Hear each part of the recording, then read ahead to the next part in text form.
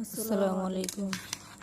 কেউ যদি সকালে অথবা সন্ধ্যায় এই দোয়াটি একবার শুদ্ধ করে পাঠ করে, আমি গ্যারান্টি দিয়ে বলেছি, আল্লাহর কসম, হাদিসে এভাবে উল্লেখ আছে, তার জন্য জান্নাত ওয়াজিব হয়ে যায়।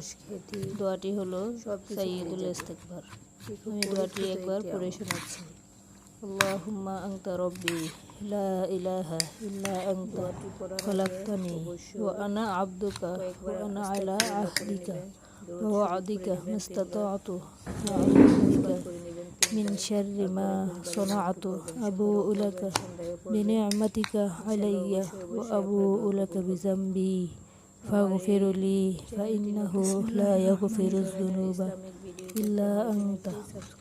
দোয়াটি আপনারা লিখে নেবেন। সকালে পড়লে ওই দিন যদি কেউ মারা যায় তাহলে সে জান্নাতি হয়ে যাবে। আর যদি কেউ সন্ধ্যায় পড়ে, ওই রাতের মধ্যে যদি মারা যায়, দিনে অথবা রাতে, সকালে একবার আর রাতে একবার পাঠ করিলে ওই দিনে অথবা রাতে কেউ মারা গেলে হাদিস অনুযায়ী অবশ্যই সে জান্নাতি হয়ে যাবে। আমরা এই দোয়াটি নিয়মিত আমল করব। আমরা দোয়াটি নিয়মিত আমল করলে আমাদের মৃত্যুর সময় হয়তো আমরা এই আমলের বরকতে আমরা জান্নাতে প্রবেশ করতে পারি।